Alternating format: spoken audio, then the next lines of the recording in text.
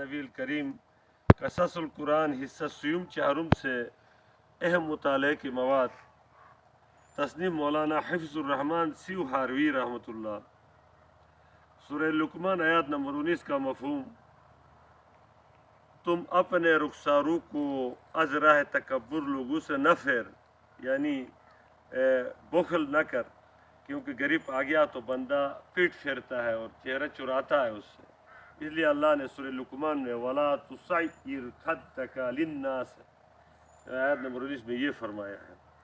لقمان حکیم رحمۃ اللہ نے کہا، سب سے بڑا عالم وہ ہے جو دوسروں کے علم کے ذریعے اپنا علم میں اضافہ کرے، اور سب سے بڑا غنی وہ جو اپنے اندر خیر تلاش کرے اور دوسروں سے مستغنی ہو، استغنا اختیار کرے. شرک خفی ریا آگ کی طرح اعمال کو کھا جاتا ہے. جو بندہ جو بھی عمل کرتا ہے تو وہ لوگوں کو دکھانے کی غرض سے کرتا ہے تو وہ ریا ہو گیا، اور وہ انسان کی نیک اعمال کو آگ جس طرح لکڑی کھاتے سے کھاتا ہے. قصص القرآن کے جلد سیوم صفحہ نمبر 129 کے حوالے سے تاتاریوں کا نسلی باپ یافس بن نوح علیہ السلام ہے. تاتاریوں کی شاخ منگولی یاجوج ماجوج ہے، جن کا سیتھین نام تھا. پھر یہ ریشین سے مشہور ہوئے. جیسا یاجوج ماجوج کے ذکر میں سورہ نساء میں لفظ فتحت قیاسی و تخمینی ہے، یعنی ان قریب واقع ہوگا کہ یہ دیوار رہے گی جب تک خدا کو منظور ہے.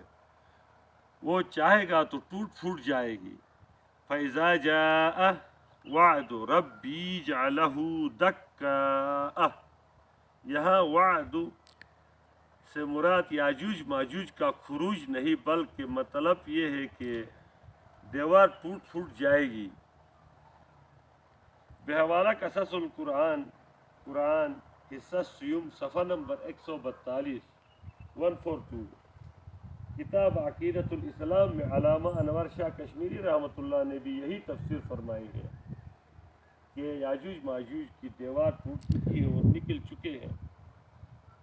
کہ حتیٰ اذا فتحت سورہ نساء علامات قیامت میں سے ہے. اس مطلب کی کثرت ہے، یعنی فوج در فوج. اس میں دیوار کا قطعاً ذکر نہیں. بحوالہ قصص القرآن حصہ سیوم صفحہ نمبر 143 اور بحوالہ قصص القرآن حصہ سیوم صفحہ نمبر 145 کے حوالے سے حضور صلی اللہ علیہ وسلم خواب سے بیدار ہو کر کلمہ طیبہ پڑھا.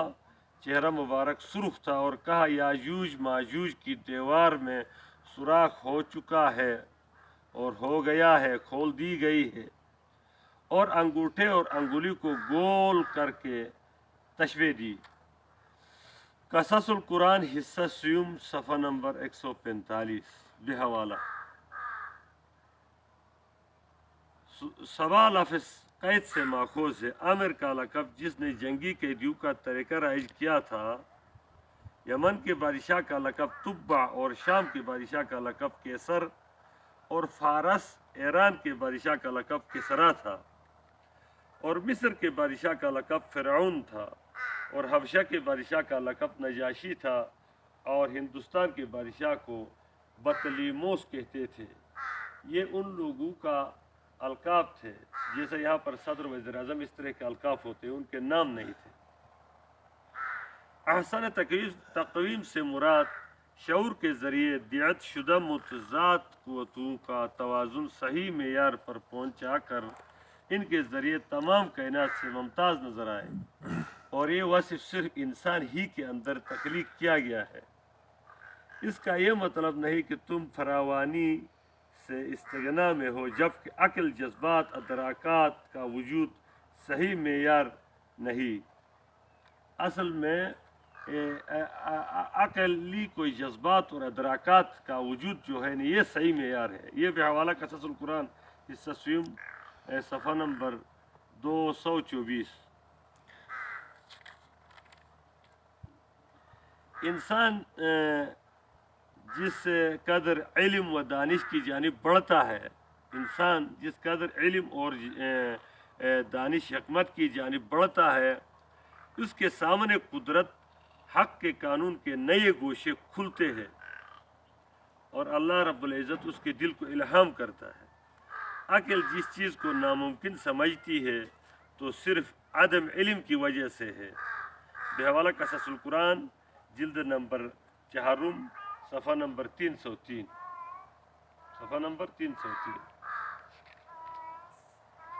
یہود کی ایک مذہب صدوقی نام کی مذہب ہے، وہ کہتی ہے کہ انسان کی اعمال نیک و بد کی سزا دنیا میں مل جاتی ہے۔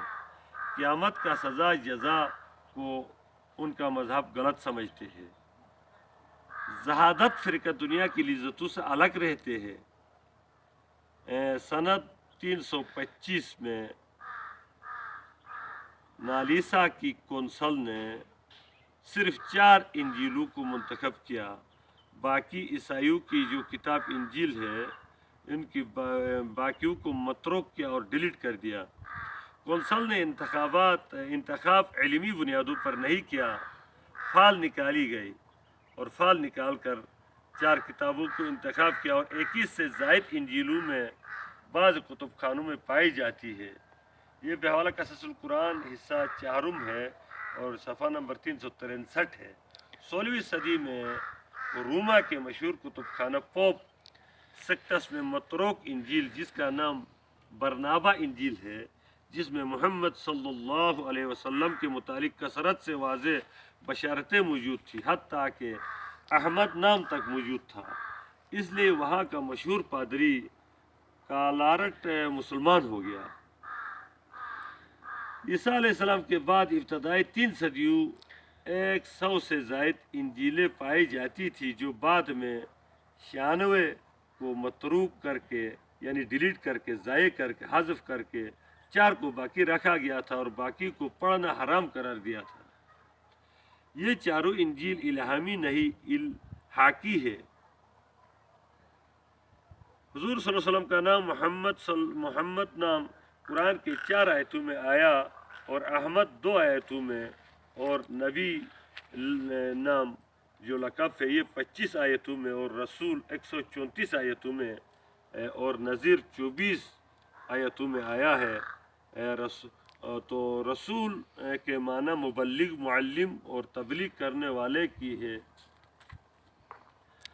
سنہ 630 جنوری اور 8 ہجری رمضان المبارک کو مکہ فتح ہوا۔ حضور صلی اللہ علیہ وسلم نے غلام، اپنے نسلی غلام جو زید بن حارثہ جو خدیجہ رضی اللہ عنہ نے اس کو ہدیہ کیا تھا، اس کا بیٹا اسامہ کو چیف آف آرمی سٹاف یعنی جرنیل بنا کر یہ دنیا کو پیغام دیا کہ نسلی تفاخر کا خاتمہ کیا جائے۔ حضور صلی اللہ علیہ وسلم کے ارتقائی منازل کا تذکرہ سورۃ والضحیٰ میں ہے۔ یا ابو قتادہ رضی اللہ عنہ نے تفسیر میں فرمایا، عقل انسان کے اندر سرچ لائٹ موجود ہے، یہ عقل تدبر کر سکتا ہے، یہ صلاحیت اللہ نے دے کر عقل کو نصب کیا۔ عقل اور جذبات کی کشمکش میں فتح جذبات کی ہوتی ہے، اس لیے عقل سے بلند بھی کوئی درجہ ہونا چاہے تھا اور ہونا چاہے جو عقل سے زیادہ مؤثر ہو۔ اس لیے اللہ جل جلالہ نے عقل سے بلند تر ہدایت وحی بخشا ہے، یعنی ہدایت وحی جو عقل کی رہنمائی کرتی ہے۔ عقل انسان کے اندر روشنی ہے، ایک اندرونی انسان کی روشنی عقل ہے، اس لیے وحی کو نور یعنی روشنی کہی جاتی ہے، اور قرآن عقل و تدبر کو مخاطب بناتا ہے۔ جو سانچہ 40 سال کی عمر میں انسان کی بن جاتا ہے تو بقیہ زندگی میں بدل نہیں سکتا۔ اس لیے حضور صلی اللہ علیہ وسلم نے وجدانی دلیل دیا مکہ کے لوگوں کو کہ مجھے 40 سال تک تم نے میں کیسا پایا؟ سب نے یک زباں ہو کر کہا کہ آپ صادق الامین ہیں۔ پھر بھی ان کا وجدان پر تکبر غالب آ گیا، ان کی وجدان نے تو مان لیا تھا۔ سورہ علق میں کہا گیا کہ انسانیت کبریٰ کے لیے صحیح علم شرط قرار دیا گیا ہے، اور پھر سورہ مدثر میں علم صحیح کے ساتھ عمل صحیح بھی موجود ہو۔ اگر علم صحیح میں عمل صحیح نہیں ہو تو علم کی افادیت معطل اور بیکار ہے۔ اور عمل کے ساتھ علم صحیح نہ ہو تو عمل موجب نقصان دہ ہے۔ سورہ علق کیا ہے؟ علم نافع ہے، اور سورہ مدثر کیا ہے؟ عمل نافع ہے۔ غزوہ بدر کی جل کی حضور صلی اللہ علیہ وسلم نے وادی صفرا کے قریب پہنچ کر بس بن عامر اور عدی بن زوبا کو جاسوس کے طور پر پہلے بھیجا اور بدر کے کنویں کے قریب گئے۔ وہاں قبیلہ جوہینے کا مجدی بن عمر موجود تھا۔ نزدیک دو لڑکیاں آپس میں گفتگو کر رہی تو کہہ رہی تھی کہ کل قریش کا قافلہ یہاں آنے والا ہے۔ پھر مجدی نے بھی اس کی تصدیق کی۔ بس اور عدی رضی اللہ واپس آ گئے اور ابی سفیان حضور صلی اللہ علیہ وسلم کو رپورٹ پیش کیے، اور ابی سفیان قریشی قافلہ لے کر مجدی کا انٹرویو لیا اور اونٹ کے گٹھلیوں سے مدینہ کے گھاس پایا اور رخ کو تبدیل کیا۔ جبکہ ابو سفیان کے پاس جو مال تھا وہ چندے کا مال تھا، مسلمانوں کے خلاف جنگ لڑنے کے لیے وہ الٹا اس مال کو مزید تجارت کر کے بڑھا رہا تھا۔ فتح مکہ میں ایک شخص ڈر کے مارے کانپتا ہوا حضور صلی اللہ علیہ وسلم کے سامنے آیا تو حضور پاک صلی اللہ علیہ وسلم نے فرمایا میں بادشاہ نہیں ہوں، سوکھا گوشت کھانے والی عورت کا بیٹا ہوں۔ اہل رائے کے رائے پر عمل کا نام عزم ہے۔ یہ علی رضی اللہ کا قول ہے، علی رضی اللہ کا قول ہے، بحوالہ قصص القرآن صفحہ نمبر 544، حصہ چہارم۔ زید رضی اللہ عنہ اپنے باپ حارثہ سے کہا کہ اس ہستی محمد صلی اللہ علیہ وسلم کے ساتھ رہ کر میری آنکھوں نے جو مشاہدہ کیا ہے اس کے بعد میں دنیا و مافیہ کو ہیچ سمجھتا ہوں۔ اس بات پر حضور صلی اللہ علیہ وسلم نے زید بن حارثہ کو آزاد کر دیا اور متبنہ بنایا۔ یہ خدیجہ رضی اللہ کا ہدیہ تھا۔ زید رضی اللہ سے زینب رضی اللہ کے طلاق کی وجہ حضور نے پوچھی تو کہا یہ مجھے زبان سے ایذا پہنچاتی ہے۔ زید رضی اللہ تعالیٰ نے خود کو معزز قبیلے کے فرد محمد صلی اللہ علیہ وسلم کے بیٹا سمجھتا تھا۔ عائشہ رضی اللہ تعالیٰ عنہ پر بہتان کے بعد بہتان باندھنے والوں پر رسی کوڑے مقرر ہوئے۔ 5 ہجری دسمبر 626 سنہ کو بنی مستلق غزوہ کے بعد حسان رضی اللہ، مستح رضی اللہ، حمنہ بنت جحش پر کوڑے لگائے گئے۔ اس لیے جو کسی پر بہتان لگا تو اس پر 80 کوڑے ہیں۔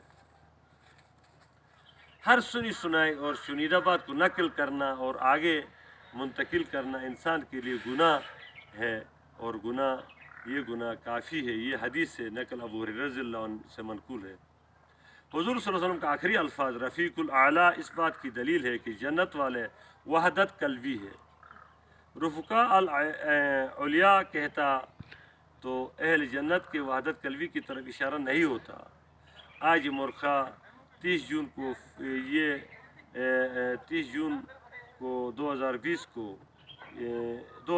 کو 30 جون 2019 کو یہ میرا مطالعہ جمع کیا گیا تھا اور رف جمع کیا گیا تھا اور پھیر کر کے چھانٹ کر مرخہ 4 اگست 2019 کو بمقام فرلٹ دارل میں 4 جلد ختم شدہ اس قصص کو مولانا محمد حفظ رحمان سیور ہاروی نے لکھا ہے۔